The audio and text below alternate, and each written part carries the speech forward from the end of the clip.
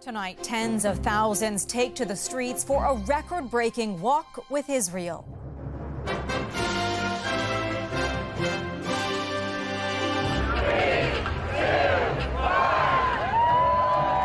The march through Toronto. 50,000 people walking up through the heart of the Jewish community. Held with heightened security and protests along the route. A raging fire attacks a historic place of worship. Not only is this a national monument, it's of international importance with the art. Now just a shell of a structure that housed priceless pieces of art.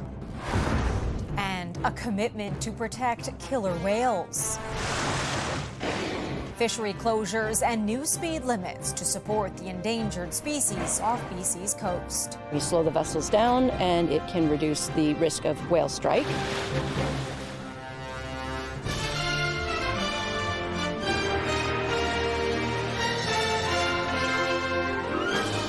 CTV National News with Heather Butts. Good evening. A massive march through Toronto saw thousands of members of the Jewish community take to the streets as part of an annual pro-Israel event. This year's record-breaking attendance held a different tone. Roughly 50,000 people rallied together for the Walk with Israel. The march held with a strong police presence and private security personnel. At least 6 people were arrested in clashes between officers and pro-Palestinian protesters along the route. Within the crowd today, some whose family members were taken hostage by Hamas in October. CTV's Christina Tanalia reports. A show of solidarity and a feeling of familiarity. I feel at home. I feel very welcome. We all do, the whole family. And this is what's keeping us strong. Avahai Brodach knows what it feels like to have the feeling of home taken from you. On October 7th, his wife, their kids, and their 4-year-old neighbor were kidnapped from their home and driven into Gaza. The family was released during the brief ceasefire in November. Brodach is here for the walk and to spend time with his brother, who lives in Toronto. When I see this, I know we have victory, and I know peace is coming. The annual UJA walk has a different feel this year. There's a celebratory feeling, particularly after yesterday, when 4 hostages who were kidnapped at the Nova Music Festival on October 7th were finally released, but also a somber feeling as those who were killed and still missing are being honored. This is a joyous occasion today, and this is a reminder that we haven't had a lot of joy in the last year. I'm sorry. Last month, Toronto police announced there were close to 190 alleged hate crimes reported in 2024. Nearly half of them anti-Semitic. This one means so much to the community. It's been a really difficult year with skyrocketing anti-Jewish hate crimes taking place. Today, there was a significant police presence with space designated for counter-protesters. The UJA estimates up to 50,000 people participated in what they call the largest crowd in their 55-year history.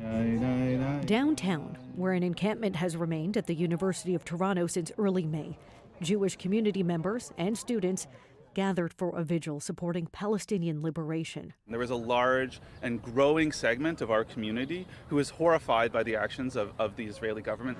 Both events were peaceful, with the exception of some disturbances and confrontations at the UJA gathering. Police say several people were arrested. Christina Tanalia, CTV News, Toronto. A major political shakeup in Israel's government today. Benjamin Netanyahu's rival, Benny Gantz, quit the war cabinet, blasting the prime minister's leadership.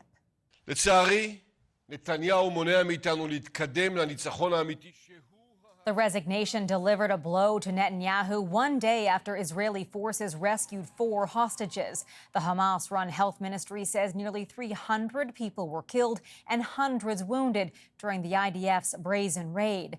Gantz warned he would step away without some sort of guarantee from Netanyahu about a plan for the post-war governance of the Gaza Strip. Gantz rejected Netanyahu's request to change his mind, saying he is blocking Israel from real victory. There is agony in a Toronto neighborhood after a historic church was gutted by fire. St. Anne's Anglican Church had stood for more than a century, providing support for a congregation and community. The precious space also housed a collection of priceless art. CTV's Natalie Johnson has more. Black smoke billowed out of St. Anne's Anglican Church just ahead of the Sunday service. The flames gutting the historic place of worship as the devastated community watched on in grief. It was intense for sure. I was kind of in shock the whole time. People have celebrated some of the most important moments of their life here. And to come on Sunday morning when we were together for joy to find this is heartbreaking. Toronto Fire got the call just before 8 a.m., a 4-alarm blaze that crews rushed to contain. We've made sure that anybody that could be in that partial collapse zone or that collapse zone has been evacuated. We've taken all the necessary steps. Certainly a large portion of the roof has already fallen in. It is probable that we will have further collapses. With the fire knocked down, the damage was clear. And it was just amazing. We watched for over an hour, this thing. And it was just, you could see the flames creeping from one side to the other. And I kept thinking, don't go to the dome. That's where the group of 7 is. But then the dome just caught on fire.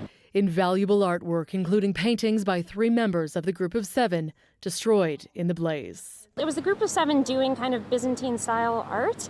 It was gold all over the entire church, up on the sides and the altarpiece. Absolutely gorgeous art. And my choir has sung in there. It had incredible acoustics. The mayor and the local councillor surveying the damage today, reflecting on the loss. This is a much more than just a building. This is a place that has provided support, a home, love, brought people in the community together, served needs of people who needed it, and provided the spiritual support that people so desperately need in times when they've fallen on hard times. Because this is the hub of the community spiritually and emotionally and physically, I have no doubt this church will be rebuilt. Fire crews now trying to save the exterior of the heritage structure. Too early to speculate, officials said, on the cause of the blaze. Grateful no one was injured. I know for a fact, because of our faith, we will rise again and nothing will stop us. Vowing to rebuild and serve this community once again. Natalie Johnson, CTV News, Toronto. The political wedge between the Liberals and Conservatives on taxes is about to be driven even deeper. The government is set to trigger a vote this week on the controversial changes to the capital gains tax, a measure they say will increase fairness despite pushback from opponents and Canadian businesses. CTV's Colton Prale reports. Ottawa isn't budging on changing capital gains taxes. Tomorrow, our government is taking action. Today, the finance minister highlighting an unchanged plan to increase the inclusion rate on capital gains. As of June 25th, 2/3 of gains over $250,000 will be taxed at the marginal rate. Introducing new reasons for physicians to consider scaling back, especially scaling back community-based care. It's just simply the wrong move. The decision comes after weeks of consultations with doctors and entrepreneurs who have been highly critical of the changes, warning about the loss of doctors, business talent, and productivity. It's going to make it harder for investors. It's going to make it harder for founders to be able to, seek a return. It's going to make it harder for highly skilled workers to choose Canada because there will be better opportunities for them south of the border. The Liberals say the near $20 billion they expect to generate is needed to afford new initiatives like dental care and a school food program.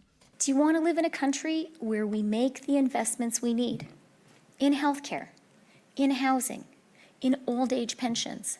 But the vote is also a political opportunity to force Conservatives into a stance on an issue where they've yet to take a side.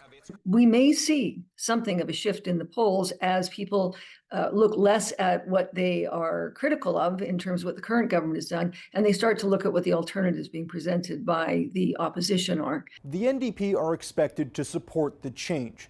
The Conservatives won't say which way they'll vote without details of the motion or if they would keep the policy should they take power. Heather. Colton, thank you. French President Emmanuel Macron has dissolved his country's parliament and called snap elections after his centrist party was dealt a heavy blow during the European Parliament elections. The setback comes as far-right parties made big gains across the EU. After 4 days of elections, nationalist and populist parties are on course to win just under a quarter of the seats in the legislative body of the European Union. Allegations of racism within Canada are in the spotlight on the world stage. The Canadian Human Rights Commission, the very agency meant to protect people, is now under review following complaints of anti-Black discrimination. CTV's Kamal Kramali reports. Hodan Ahmed is part of an advocacy group tired of seeing anti-Black racism in Canada. So they decided to do something about it, taking their complaints to the global arena. Now a United Nations body is investigating. It is very much an unprecedented move. It really shows here is that the global world is paying attention. The Global Alliance of National Human Rights Institutions gives each country's human rights groups 2 accreditations, an A or a B. The Canadian Human Rights Commission has historically been an A, but because of anti-Black discrimination complaints, the UN group is now reviewing Canada's A rating, a move that puts it in the ranks of other countries like Iraq. So what would a B accreditation mean for Canada? You will be able to observe, sit down in these committees, in this hearing, but you would not have a right to vote. New government data shows more than half of racialized adults experience discrimination, nearly double of non-racialized people. I don't think that they deserve the accreditation of an A right now. Bernadette Becci is a Canadian Human Rights Commission employee alleging anti-Black racism within her own organization. So we had to go and signal the UN and say, they're not hearing us, please help us. Shortly after news of the special review, Ottawa came down with an announcement this weekend on funding for an anti-racism strategy. But the coalition says the more than $100 million is actually from an old commitment from the last 2 years. The Canadian Human Rights Commission didn't get back to us with a response in time for our deadline, but the Diversity Minister's office says it will never waver in its commitment against racism. Meanwhile, no timeline yet on a decision reviewing Canada's human rights status. Heather. Kamal Kramali in Toronto. People in Calgary will need to conserve water this week as crews work around the clock to repair a broken water main. Keep up the great work at water conservation. Everything you are doing to conserve water is working, and we're going to need you to keep doing that for the next little while. Crews are working to remove a damaged section of the pipe to determine next steps. Calgarians are being asked to keep water use to a minimum. The Edmonton Oilers are regrouping after losing Game 1 of the Stanley Cup Final to the Florida Panthers. Based on their track record this year, the team and its passionate fan base are confident in their ability to bounce back. CTV's Paul Hollingsworth is in Sunrise, Florida tonight. A frustrating setback and a tough way to lose the opening game of the Stanley Cup Final. I thought overall we played a pretty good game. Here's Enrique, stopped by Bobrovsky. With boisterous Edmonton fans on hand, many having traveled cross-continent, the Oilers outplayed the Panthers. We had some chances to score goals. There's Nugent Hopkins in alone, and another stop by Bobrovsky. Sergei Bobrovsky stopped all 32 shots. Oilers fans, unhappy with the outcome, remain optimistic. Florida's goalie's good. Something's going on. Connor McDavid echoes the attitude of the fan base. It's a confidence booster for this group, but we know that our best can play with anybody. One game does not make a series, and it should be noted the Oilers have proven to be resilient during this playoff run. We've won so many series with our backs against the wall, I'm not even worried at all. When they trailed in their previous series against Vancouver and Dallas, Edmonton rallied both times to advance to the next round. We'll take the split, and then we'll take her home. These fans are patient, experienced, and bracing for a long Stanley Cup Final. We've waited years for this. This isn't our first rodeo.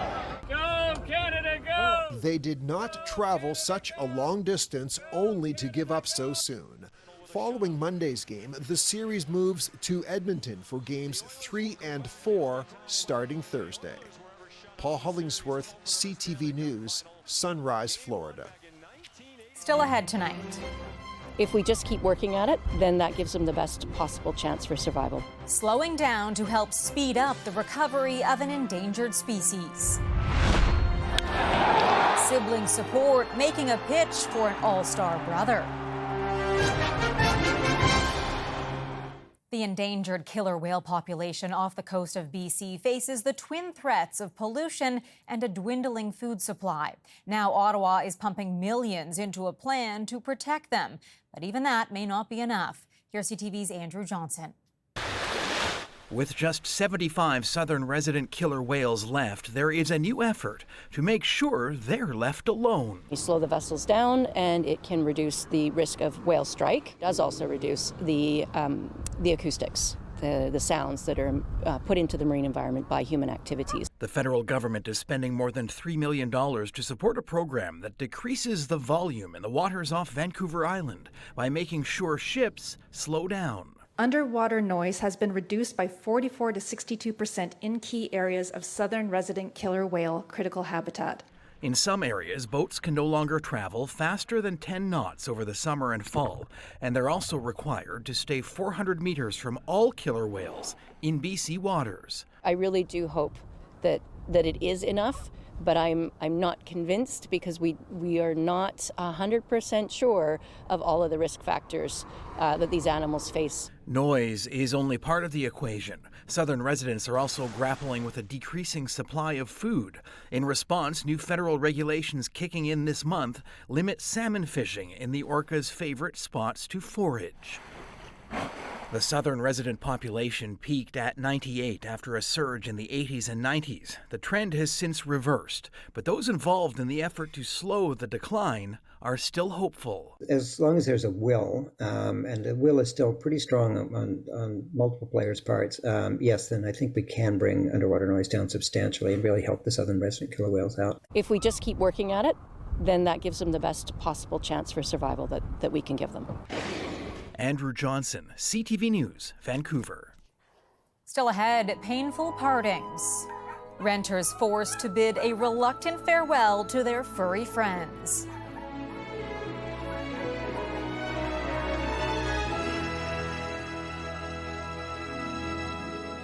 Owning a dog or cat in Canada has become so expensive, many are being forced to give up their animals. But shelters are also grappling with a new reality linked to the affordable housing crisis. It's hard enough to find a home, let alone one that is pet-friendly. CTV's Christine Long has more. Dobby the elf Sphinx house cat needs a home. Currently, she's living with Kimberly Kotar, a foster volunteer with Chatopia Cat Rescue. Kotar says cat care can cost a lot. Vet care is more expensive, the food is way more expensive, and we have a special niche, it's pure breeds. And pure breeds usually have a lot more health issues. Murray is healthy, but he's looking for a home too. Murray's 10 months old. He's an elf Sphinx. He doesn't have any medical issues, but his family couldn't keep him because they're moving. Moving is a big reason people surrender their animal to the SPCA, says Executive Director Laurence Massé. We receive around 30 animals monthly, where in July we double that number. Just for July, just for that reason. Massé says the shelter is already full. We have around 100 cats here at the shelter right now. We have around 40 dogs as well, and around 50 small animals such as bunnies and rats and mice. Pet overpopulation is a problem, and Massé says getting your pet spayed or neutered is very important. The SPCA was called to a house recently where 2 cats had been taken in during the pandemic, and within 3 years... And we went to that house and we got 97 cats. None of them were sterilized, and it was like overpopulation. And she's worried that moving season means even more animals with no place to call home. Christine Long, CTV News. Racing fans in Montreal had to put up with a lot of rain during Grand Prix weekend, but the finish was sunny for a familiar face at the top of the winner's podium. It's the 53rd Formula One World Championship Canadian Grand Prix. It's lights out and away we go. Max Verstappen fought through the wet and wild conditions to take over the lead on lap 49 of the 70-lap race, and he never looked back. And it's a hat-trick of wins from Max Verstappen in Montreal. The 26-year-old wins his third consecutive Canadian Grand Prix. Montreal's Lance Stroll was the lone Canadian. He finished 7th. After the break, making major strides. A new star hitting it big with the Toronto Blue Jays.